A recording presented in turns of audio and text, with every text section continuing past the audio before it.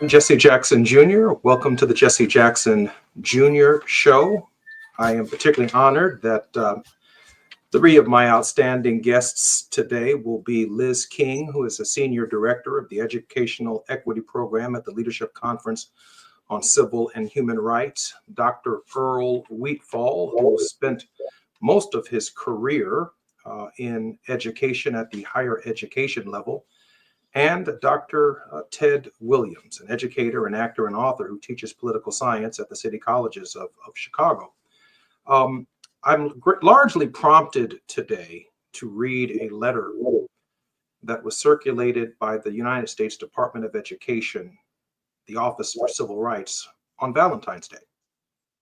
It was sent to colleagues throughout the entire education universe, and it's deeply troubling. The letter reads, "Dear colleague, discrimination on the basis of race, color, or national origin is illegal and morally reprehensible.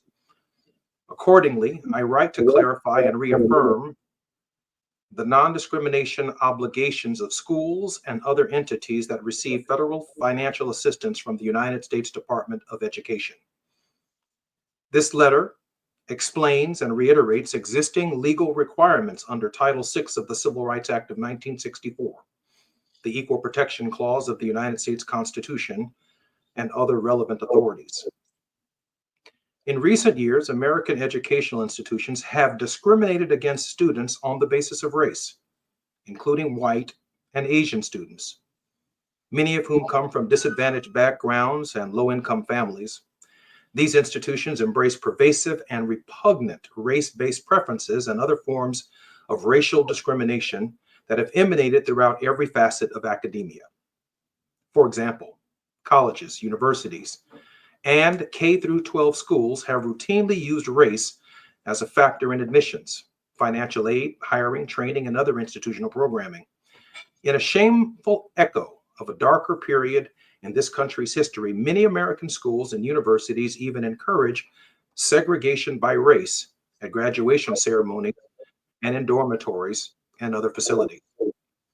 Educational institutions," the letter continues to read, "have toxically indoctrinated students with the false premise that the United States is built upon systemic and structural racism and advanced discriminatory policies and practices. Proponents of these discriminatory practices have attempted to further justify them, particularly during the last 4 years, hint Biden's administration, under the banner of diversity, equity, and inclusion, smuggling racial stereotypes and explicit race consciousness into everyday training, programming, and discipline. But under any banner, discrimination on the basis of race, color, or national origin has been and will continue to be illegal." The letter reads, "The Supreme Court's decision in 2023, Students for Fair Admissions versus Harvard, SFFA, which clarified that the use of racial preferences in college admissions is unlawful, sets forth a framework for evaluating the use of race by state actors and entities covered by Title VI. The court explained that classifying and assigning students based on their race is lawful only if it satisfies strict scrutiny, which means that any use of race must be narrowly tailored as necessary to achieve a compelling interest. To date, the Supreme Court has recognized only 2 interests as compelling in the context of race-based action. 1, remediating specific identified instances of past discrimination that violate the Constitution or statute. And 2, avoiding imminent and serious risks to human safety in prisons, such as a race riot. And this is what really gets you. Nebulous concepts like racial balancing and diversity are not compelling interests. As the court explained in SFFA, an individual race may never be used against him and may not operate as a stereotype in government decision-making. Although SFFA addressed admission decisions, the Supreme Court's holding, the new Education Department holds, applies far more broadly. At its core, the test is simple. If an educational institution treats a person of one race differently than it treats another person because of that person's race, the educational institution violates the law. Federal law thus prohibits covered entities from using race in decisions pertaining to admissions hiring, promotion, compensation, financial aid, scholarships, prizes, administrative support, discipline, housing, graduation ceremonies, and all other aspects of student, academic, and campus life. Put simply, educational institutions may neither separate or segregate students based on race, nor distribute benefits or burdens based on race. Although some programs may appear neutral on their face, a closer look reveals that they are in fact motivated by racial considerations. And race-based decision-making, no matter the form, remains impermissible. For example, a school may not use a student's personal essays, writing samples, participation in extracurricular activities, and other means of determining or predicting a student's race and favorable or disfavoring such students. Relying on non-racial information as a proxy for race and making decisions based on that information violates the law. That is true whether the proxies are used to grant preferences on an individual basis or a systematic one. It would, for example, and for instance, be unlawful for an educational institution to eliminate standardized testing to achieve a desired racial balance or to increase racial diversity. The department will no longer tolerate the overt or covert racial discrimination that has become widespread in this nation's educational institutions. The law is clear. Treating students differently on the basis of race to achieve nebulous goals such as diversity or racial balancing, social justice, or equity is illegal under the controlling Supreme Court precedents. This letter provides notice of the department's existing interpretations of federal law. Additional legal guidance will follow in due course. And this applies to all preschool, elementary, secondary, and post-secondary educational institutions, as well as state educational agencies that receive financial assistance. I'm Jesse Jackson Jr. You're listening to the Jesse Jackson Jr. Show. And when we come forward, is the Department of Education laying the foundation for overturning Brown versus the Board of Education? It's afternoon drive time with Jesse Jackson Jr. Only on KBLA Talk 1580.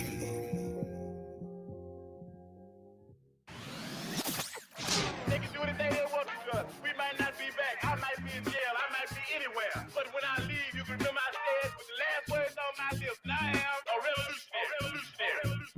On Saturday, February 22nd, you are invited to A Night with the Panthers, a special fundraiser dedicated to supporting Black Panther veterans who now require assistance with essential needs such as medicine, food, and housing. These Black Panther veterans championed human rights, fed the hungry, educated the community, and stood as powerful symbols of resistance and resilience. Despite their incredible sacrifices, loving and serving the people did not come with retirement plans or financial security. So, now it's our time to honor their legacy and ensure that they are cared for with the dignity they deserve. You can help by attending and supporting A Night with the Panthers, Saturday, February 22nd, 6:30 p.m. to 10 p.m. at the Project 43 Team Post Center, 6841 Crenshaw Boulevard, Los Angeles. For more information, contact Black Panther Party Breakfast at gmail.com or call 707-554-2784. That's Black Panther Party Breakfast at gmail.com or call 707-554-2784.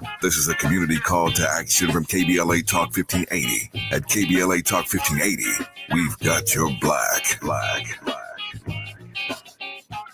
Sometimes we lose, sometimes we win. Sometimes we try to fit it all in. Sometimes we don't know what's in store. Sometimes we find what we're looking for. Sometimes we're rolling easy and free. Sometimes 1 and 1 makes 3. So much to love along this ride. That's why Nationwide is on your side. Nationwide Mutual Insurance Company and Affiliates, Columbus, Ohio.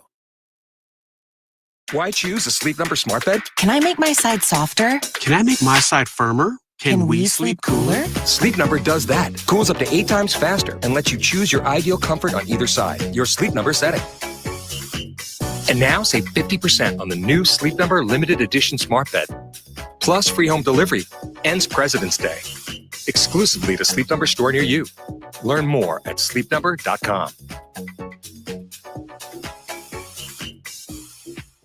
Ever have one of those days where your gut just feels blah? Ugh, yes. Occasional bloating or gas could be signs that your gut is out of balance, but Align Probiotic can help. Align 24/7 Digestive Support is a daily use probiotic with a unique strain to help relieve occasional digestive issues. It's the #1 doctor recommended brand. So when you feel the signs, it's time to try Align. Align Probiotic. These statements have not been evaluated by the Food and Drug Administration. This product is not intended to diagnose, treat, cure, or prevent any disease. Now back to more of Jesse Jackson Jr. on KBLA Talk 1580.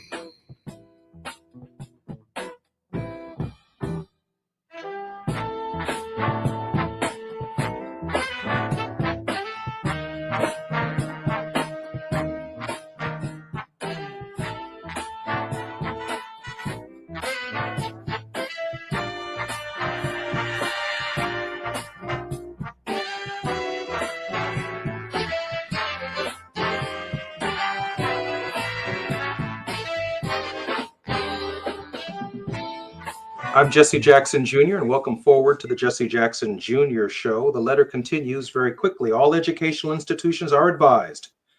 Ensure that their policies and actions comply with existing civil rights law.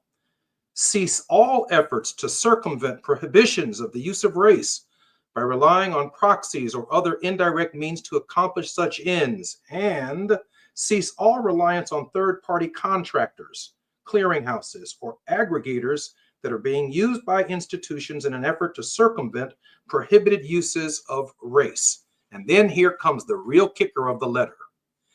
Anyone who believes that a covered entity has unlawfully discriminated may file a complaint with OCR.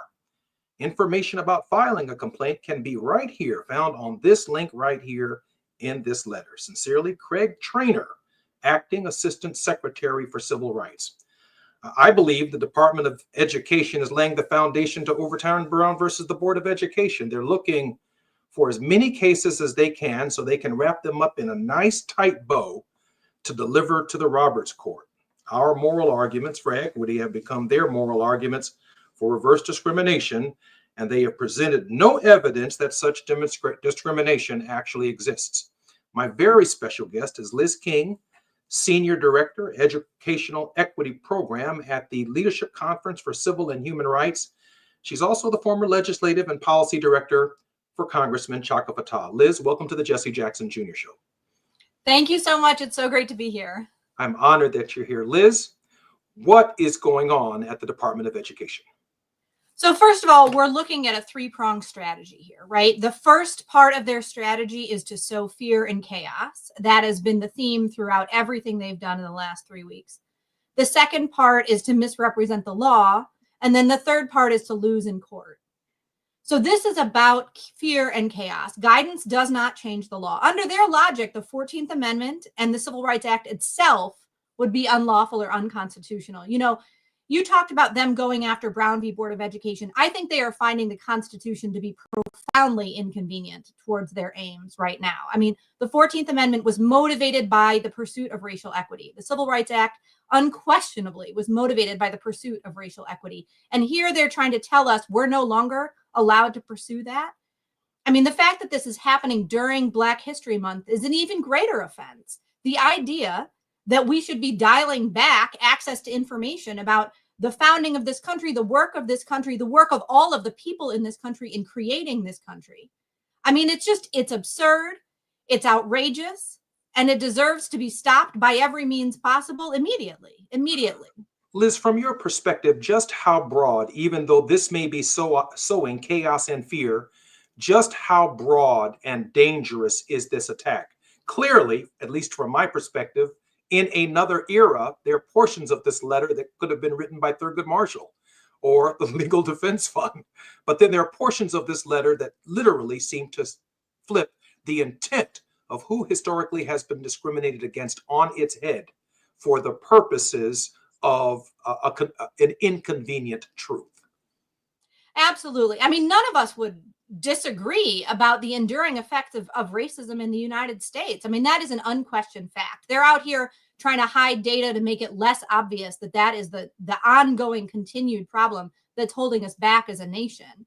But you're right. They are absolutely misrepresenting that. Now, the question about what this actually means as a legal document is an open question. And thankfully, You know, you invoke Justice Marshall. We have brilliant attorneys in the tradition of Justice Marshall and in the tradition of Constance Baker Motley who are looking at this right now.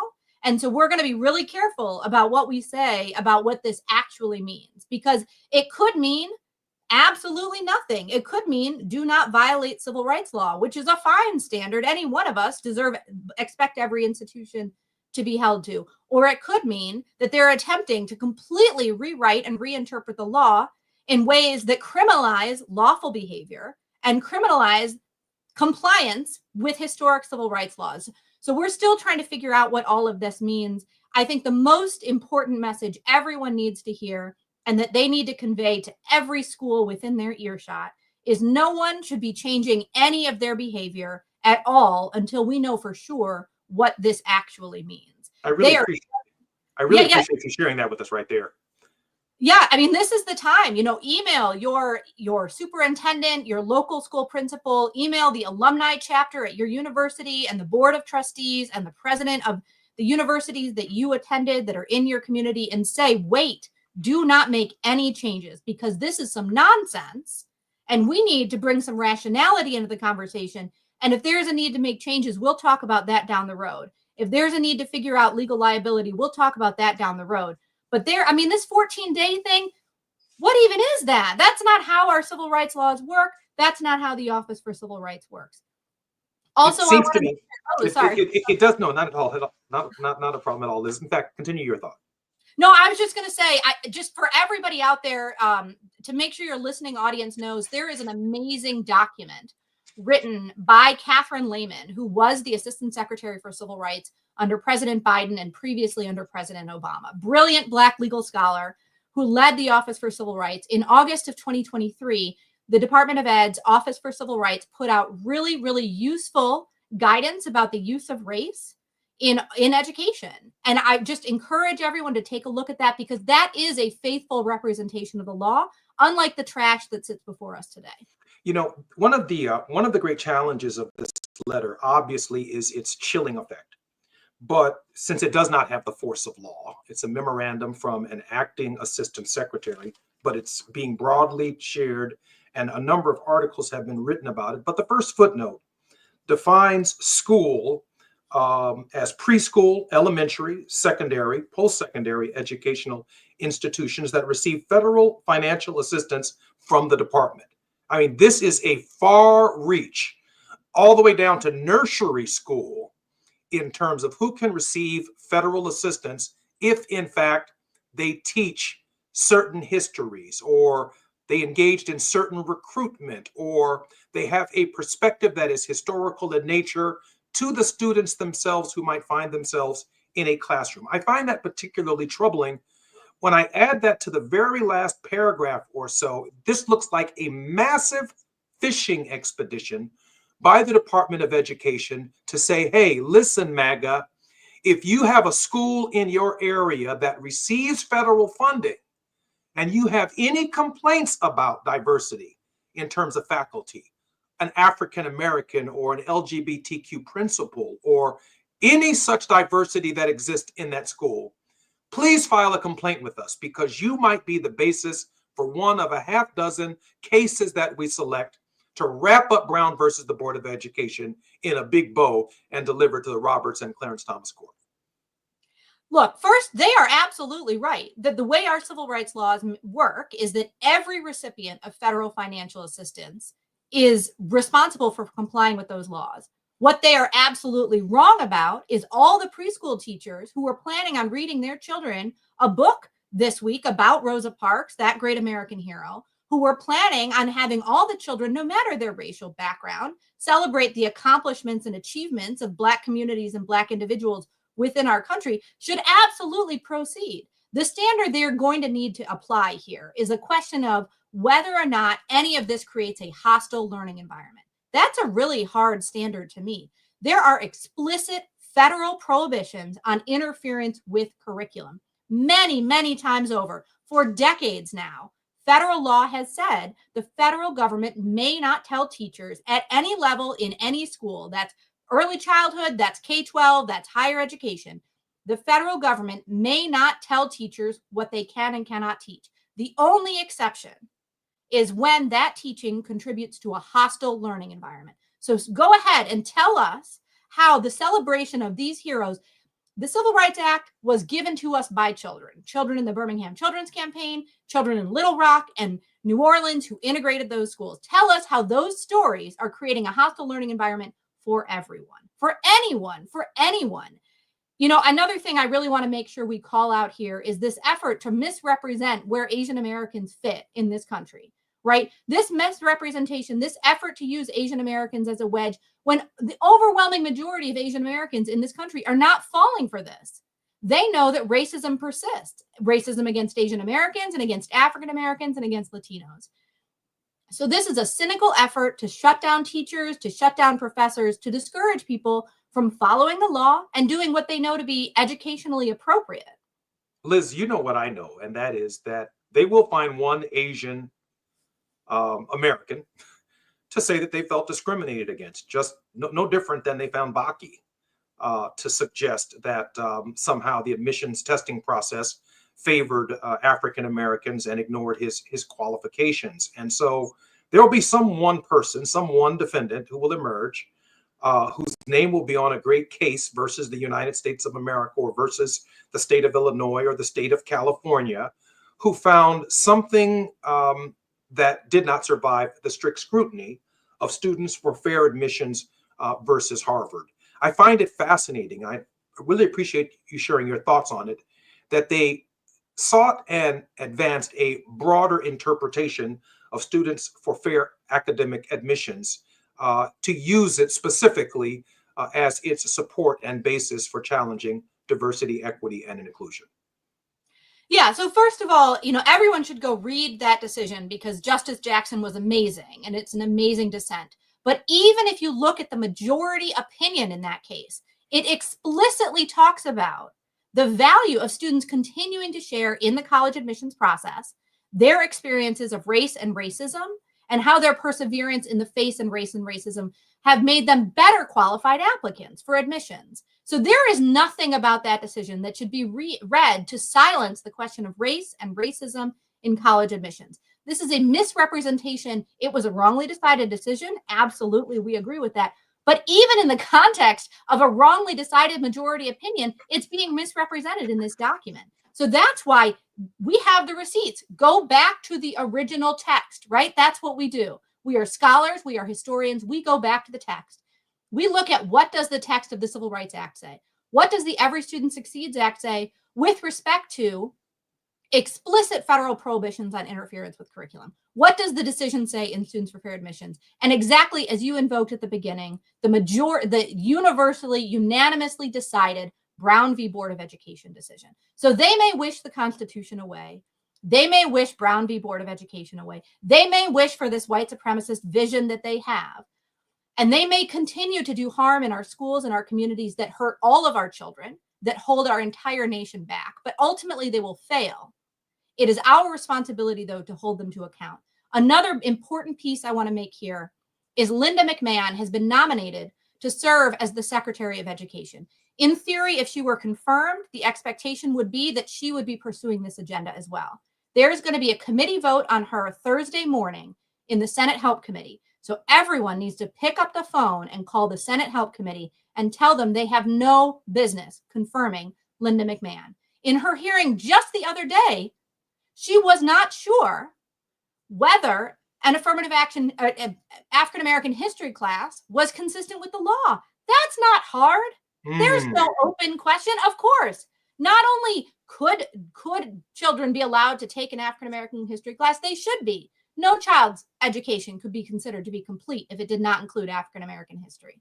So she was wrong on that and has no business being confirmed. That's no doubt about it. I saw that testimony and I was completely shocked by it. The other thing that I found particularly peculiar is her lack of qualifications for understanding the very nature of the role of the education department.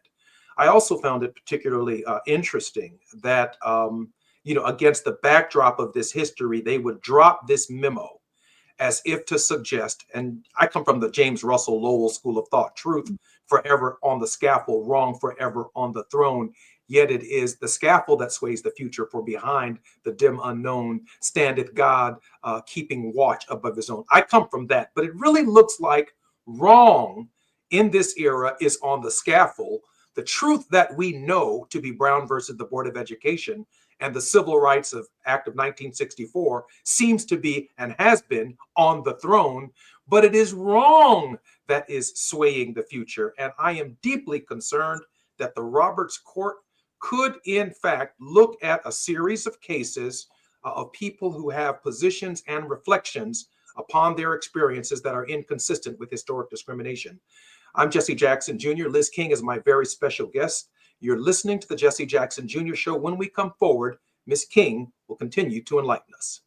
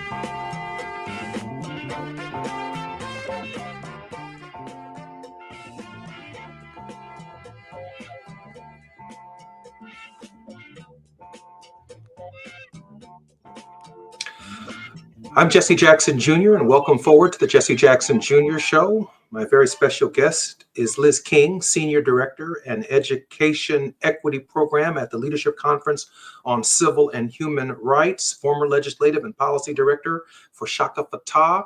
Liz, welcome back to the Jesse Jackson Jr. Show. Thank you so much for having me. It's great to be here. Liz, I want our listeners in Chicago and Los Angeles and around the country to understand something of particular import. There are lots of local education issues, funding issues, there are teaching issues and quality of teachers and size of classrooms and the pay of our teachers and parental and teacher engagement. There are all kinds of local issues at the local level.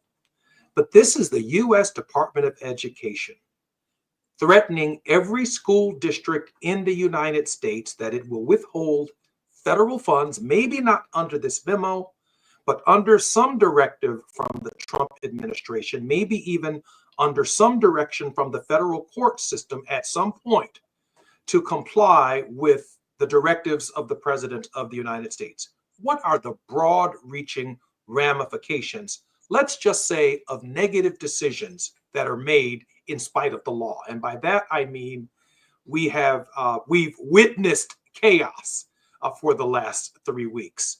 What kind of chaos could be brought to the nation's education systems? Absolutely. This is a time when we need to double down on educational quality. We need to talk about whether every child has what they need to learn how to read such that they will succeed in college, career, and life. We need to make sure that all of our children have access to the foundational math skills and the advanced math skills so that they can lead our country into the technological future. This is what we should be focusing on. The Department of Education is a civil rights agency. It was created to protect students from discrimination and advance educational equity. There is a lot we need to do to make our education system work better for every child. And instead, we're confronted with this distracting nonsense that is going to take time away from teachers. It's going to sow doubt. It's going to sow distrust. It's going to sow fear at a time when we need every child to learn all that they can to be able to use their gifts and talents. This is a challenging moment for our country and for our world. We need all of these future leaders. We need all of these future scholars. And the idea here, they are very clear. They are tired of the meritocracy. They are tired of white people having to compete with Black and brown people. They're tired of it. They're tired of competing in college admissions. They're tired of competing anywhere. So their solution is to close doors to opportunity, to limit who has a chance so they don't have to compete anymore. They want to take us back to a time when only white men had access, when only white men were heard, when only white men's stories were told, because that worked out well for them, for a very, very small number of them. That doesn't feed anybody's child. That doesn't give anybody a job. That doesn't improve our GDP as a nation. It doesn't make us more safe. It doesn't make us more secure. But for the billionaires, it makes them feel better. And that's what they're trying to do here. And so this is the latest effort that they have to try and take away from us, to try and take away our power, take away our voice. I keep thinking in this moment, I keep thinking about Septima Clark. What did Septima Clark do, right? You know, she had the citizenship schools and she knew that education was the path out. She knew it as well as they know it. Education is power. Knowledge is power. They are trying to withhold knowledge. They are trying to withhold power from all of our children. White children too. White children lose out in this deal. White children who don't get to learn Black history, who don't get to learn Asian American history, are ignorant white children. This is taking away from all of us, and we cannot let them do this. We cannot let them do this. You know what I found?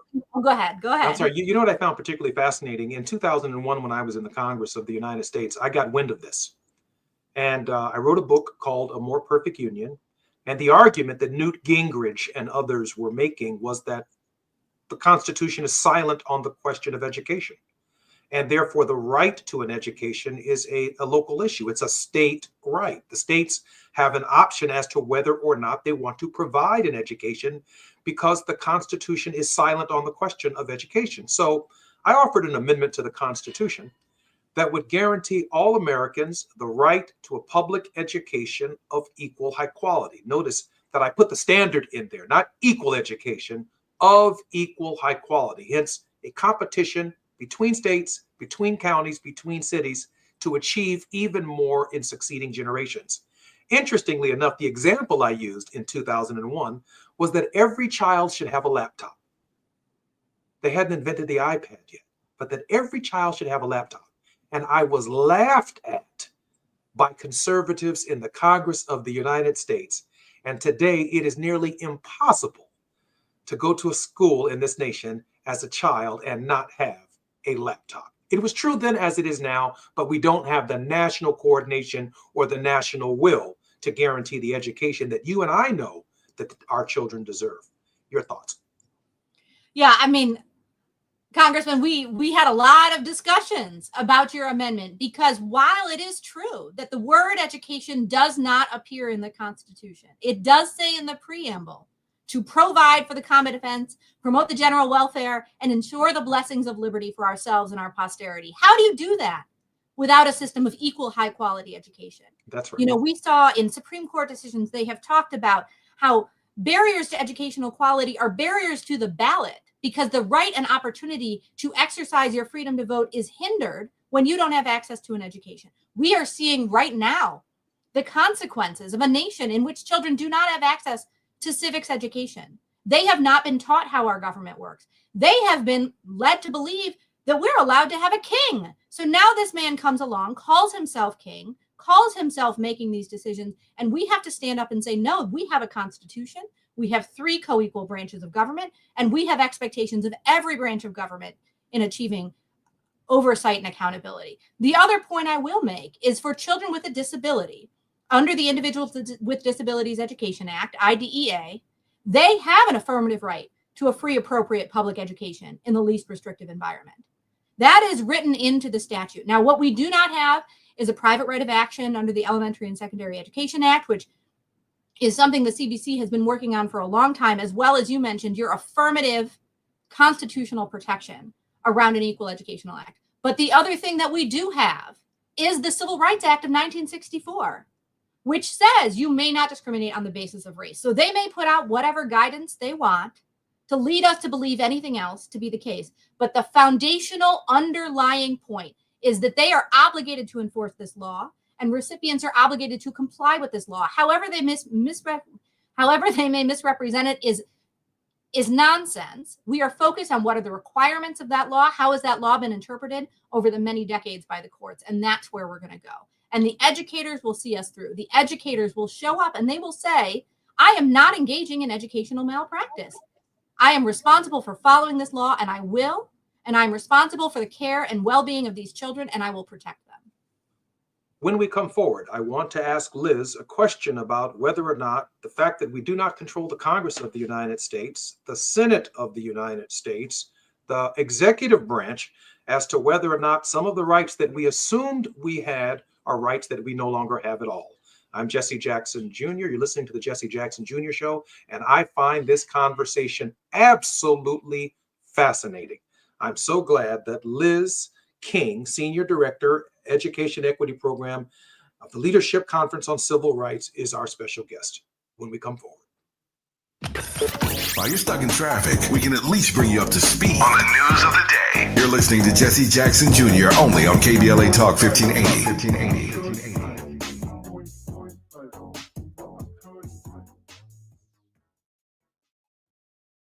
We ask seniors how to prevent Medicare scams. My best advice, if you get a phone call, do not talk to the person. These people are well-trained. Don't talk to them. They don't know me. They're just trying to scam me. Don't be fooled. Hang up. Just hang up. Never give out your Medicare number. They're going to get your number and put in a false claim. If I get a call from someone, I don't pick up the phone. And should I pick up the phone and they ask for information, then I hang up. How do you detect Medicare fraud? Just like I check my credit card statements, I check my Medicare statements monthly. Scammers can get a hold of your number, order medical devices through your account, and you're not even going to know about it if you don't look at your statement. Check your statement every month. If you get your statement and you see something that you know you did not have done, you report it. Call your senior Medicare Patrol. To report Medicare fraud, call the Senior Medicare Patrol at 855-613-7080. We all hear the radio ads about the IRS. They tell you to be afraid, to be scared, and they try to frighten you into calling. I'm not here to do that. Tax Relief Advocates is different. TRA is here to tell you that if you owe money to the IRS, whether it's $5,000, $50,000, or $500,000, we have a solution. It doesn't matter if you're sitting in your car, at work, or with your kids. No matter where you are, call now. 800-550-9651. Don't lose hope. TRA can eliminate or reduce what you owe to the IRS. Generous programs are now available that can give you a fresh start. Our passion is taxes and helping individuals fix their IRS problems. We have over 1,000 5-star reviews on Google and an A+ with the Better Business Bureau. You don't need to be afraid of the IRS any longer. End your tax nightmare today by visiting us online at TRA.com or call 800-550-9651. That's 800-550-9651. Tax Relief Advocates. Real solutions for real people. KBLA Talk 1580. We've got a lot to talk about. Imagine a Los Angeles where everyone can thrive, where communities have access to the resources they need to succeed. That's the vision of Detours Mentoring Group, Inc. They're dedicated to improving life in LA County by providing educational support, employment assistance, and spaces for community engagement. By 2050, they want LA to be the best place to connect, create, learn, live, and play. They're working toward an education system that's well-resourced and culturally responsive, becoming a hub for artists and innovators, and making sure everyone has access to healthy food, quality healthcare, and safe housing. It's about building a future where we all have the chance to succeed. We invite you to learn more about their mission and get involved with Detours Mentoring Group, Inc. This is a community call to action from KBLA Talk 1580. KBLA Talk 1580. We've got a lot to talk about. KBLA Talk 1580 reminds you, when we fight, we win. The Youth Justice Coalition is challenging America's addiction to incarceration and discrimination. YJC works to dismantle policies leading to mass incarceration, law enforcement violence, and the school-to-prison pipeline. Their approach, transformative justice, community intervention, free LA high school, legal defense, and system monitoring. YJC promotes safety without relying on prisons. Their goal, prevent system contact and help people exit the system through direct action, advocacy, and education. Want to get involved or need help? Call 323-235-4243. That's 323-235-4243. Join YJC in creating change. When we fight, we win. KBLA Talk 1580, your voice for justice. This is a community call to action from KBLA Talk 1580. Now back to more of Jesse Jackson Jr. on KBLA Talk 1580.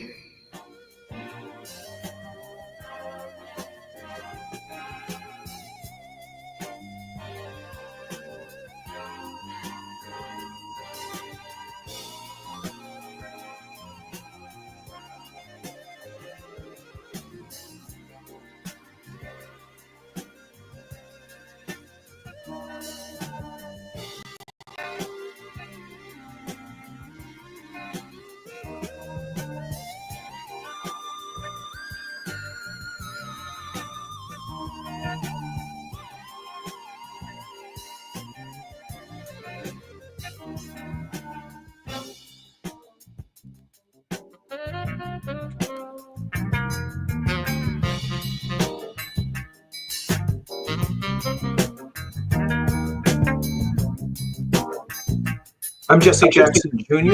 Welcome forward to the Jesse Jackson Jr. Show. My very special guest is Liz King, Senior Director, Education Equity Program at the Leadership Conference on Civil and Human Rights. Liz is the former Legislative and Policy Director for Congressman Chaka Fattah. Liz, welcome back to the Jesse Jackson Jr. Show. Thank you so much. It's good to be here. Liz, I have no confidence that this new Congress, headed by Speaker Johnson, won't tamper with the Civil Rights Act of 1964. And that as Senator Cornyn said, up next in 2022 is Brown versus the Board of Education.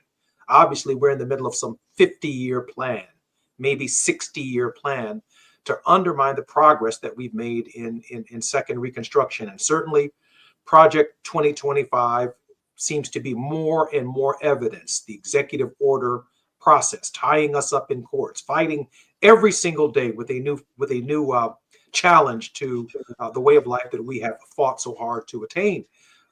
Your thoughts on what's possible, other than calling 202-224-3121, asking to speak to your congressman and your senator about Miss McMahon's appointment to the Department of Education. In my opinion, one of the least qualified secretaries of the Department of Education in the history of the department. Liz, your thoughts? Yeah, I would just add to your list as well the attack on the 14th Amendment. I don't think they're trying to go back to Second Reconstruction. I think they're trying to undo the first. I think they're trying to redefine what it means to be a citizen. They're trying to relitigate the Civil War. I think it is that serious. I think they're taking it that far back. But in the name of history, let's go back and let's think about John Conyers, and let's think about Ron Dellums, and let's think about the original CBC members. Talk about being in the minority, right? Talking about lacking access to institutional power in the Congress. I understand the Democrats are in the minority in both chambers, but that cannot let any of us let them off the hook. Now, first and foremost, these Republicans have a constitutional responsibility they are failing to uphold. They have constituents they are failing to represent, and they have obligations just the same as everybody else. But you're not wrong. The Democrats have put themselves forward as the voice of the civil and human rights community, as the voice of marginalized people. So now is the time to show up. Where are the shadow hearings? Where are the oversight letters? Where are the efforts to use the appropriations process? I mean, you know better than I do, certainly, Congressman, about what tools are available. Yes, it's hard. Nobody's saying it's not hard. But you know what's hard right now is being a third grade teacher in a majority white district and being told that these parents are coming for you and the federal government is coming from you if you tell your children the truth, if you provide them the quality of education that they need to be successful in the future. And so that's what's hard right now, is being an educator. Let's think about the educators, and let's ask every member of Congress to be at least as brave as every child, as every family member, and every educator right now who's trying to make their way through this. And so I understand they're in the minority. I understand the procedural tools available to them are limited, but they're not nothing. And so we want to make sure that they are using absolutely every procedural tool available to them to stop this nonsense, to bring rationality back, to bring common sense back, and to help us move forward together as a nation. Liz, I love your spirit about this and your drive and your fight, which is one that I support. I'd be standing right there with you if I in fact could. But the question I do want to ask is, our parents often seem kind of bogged down in the local school board fights and the local issues. I mean, Chicago's pretty a majority minority city, right? New York, majority minority. Los Angeles, majority minority. And oftentimes we don't see the larger picture of the threat that these pre-Civil War guys, these first Reconstruction thinking MAGAites have, and what the consequences could be if we find ourselves sleeping on the job. Help walk us through that. I mean, the consequences, you know, frankly, I'm not even sure I want to go there because the consequences are so devastating. Even the harm done in the first 3 weeks, the amount of time it's going to take us to repair this damage 3 weeks in.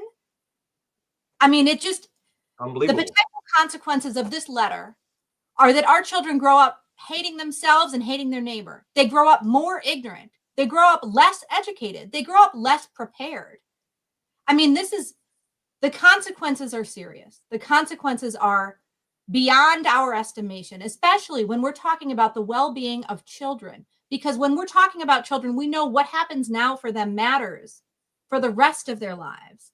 And so that is the urgency of everyone. You know, you call the Capitol switchboard, talk to your member of Congress, but call your local school board, call your local principal. Make sure everyone knows what you want in the education for your own child and the children in your neighborhood and community. If you're an employer, what do you want from future employees?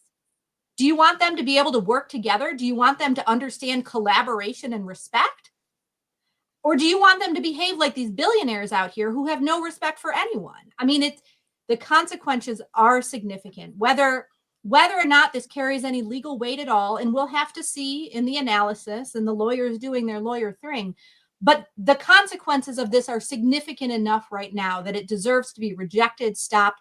And exactly to your point, Congressman, what you're doing right now, people need to know that this is what they're up to. They need to know this is the plan. You're right. Project 2025, they gave us the playbook. They started at page 1 and they're working their way through. We know what's coming next. We know if it's not my community today, it'll be my community tomorrow, because they're coming for all of us.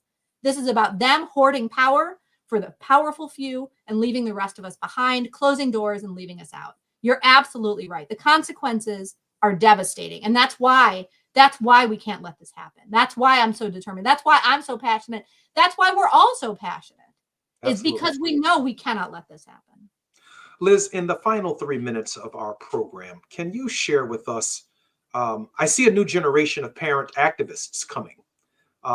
This kind of letter that suggests that your child will have a more narrow perspective of his neighbor is deeply troubling, even from a theological perspective. But certainly younger students are going to be coming forward demanding access to other students, because education isn't just vertical, it's also horizontal. It's also the socializing skills. It's also the mental health skills of being able to cope with other people. We've got about 2.5 minutes left, Liz. Please take us there.